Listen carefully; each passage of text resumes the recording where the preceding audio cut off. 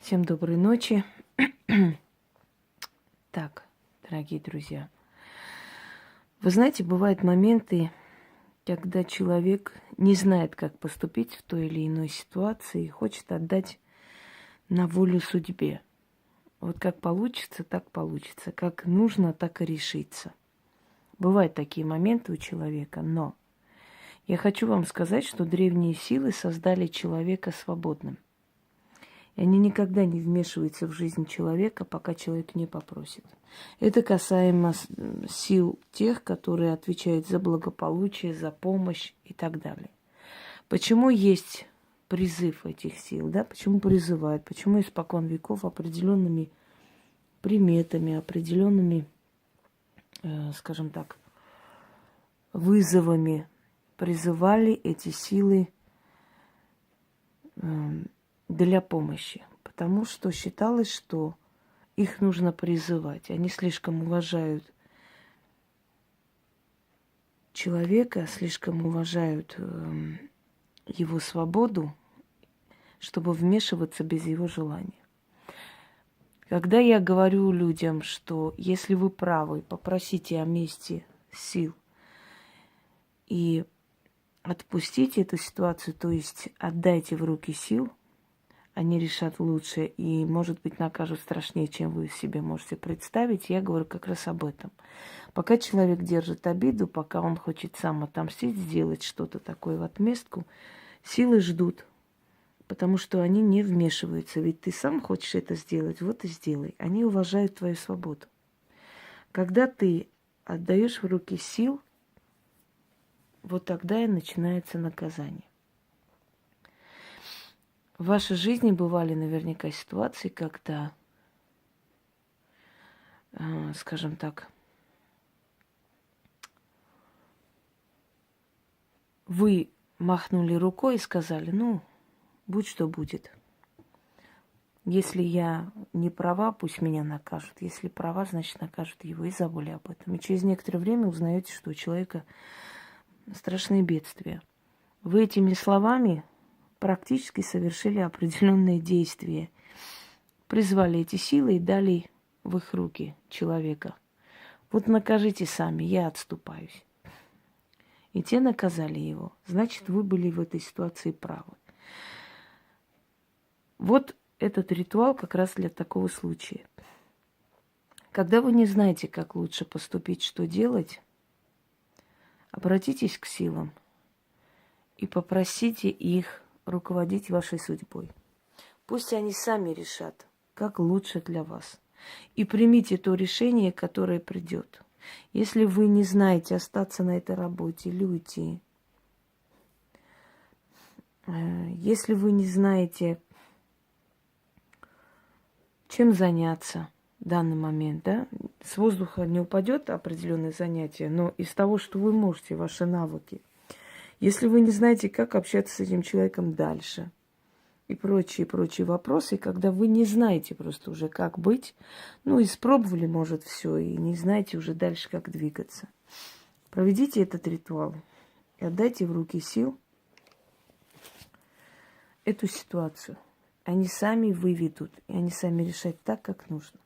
Если после этого вы уволитесь с этой работы, значит, силы для вас подготовили лучшее место. Если после этого человек в вашей судьбе больше не появится и уйдет, значит, так нужно было и так было лучше. Вы должны доверять этим силам, попросить о помощи, потому что им виднее, что для вас уготовано. Они лучше знают, что вам лучше. И как раз то, что вам лучше, то вам и дадут. Вот этот ритуал и проведите. Я хочу вам сказать, что при проведении подобных ритуалов лучше волосы распускать, лучше снимать украшения. Вообще телу дайте как можно больше свободы, чтобы энергия тела, вообще ваша энергия могла спокойно притягивать то, что вы просите, да, что вы тянете, что вы призываете. Для этого вы должны взять красную свечу. Статуи духа это у меня, вам не обязательно статуи вообще ни к чему. Напишите ваше имя. Сверху вниз имя. Инга я написала.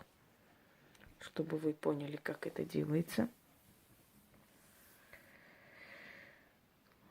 Итак.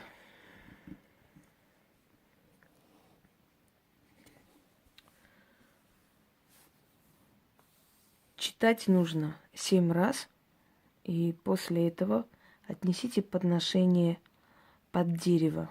Вам нужно 3 вида хлеба. Серый, белый, черный.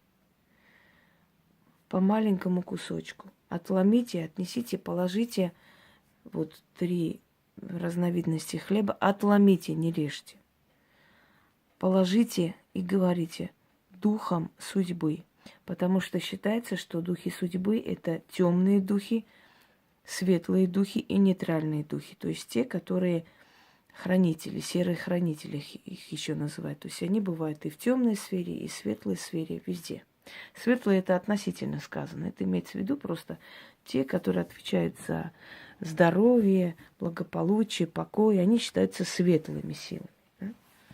А те, которые отвечают за деньги, за месть, за любовь, они темные силы. Видите, любовь относится к темной силе. А те, которые могут быть и в этой сфере, и в той сфере, они считаются серые силы, то есть нейтральные силы. Итак, начнем. О силы судьбы, силы рассоздания, вершители, повелители вечного мироздания, вам виднее, что и как. Вы лучше знаете. С рождения моего и до тризны со мною, властвуйте же над моей судьбою. Я прошу вас, силы, придите в мою жизнь. Руководите мной. Я вам вверяю свою жизнь и дела. Я отдаю вам свои заботы, дарю свои трудности вам и вашей воле. Решайте мои дела и вопросы, и беды. Ведите меня к желаемой победе. С этой минуты, с этого дня мои заботы заберите с меня. Силы решайте, распутайте клубок. Все вопросы мои решайте в срок. Силам отдаю заботы свои, все свои трудные, неудачные дни. Берите мои заботы, о силы. Я даю добро, я согласна, готова. Духом виднее, духи сами решат. Они меня услышат и на помощь спешат. Отдайте свои заботы силам, и они лучше решат. Пока вы сами хотите решить, они не вмешиваются.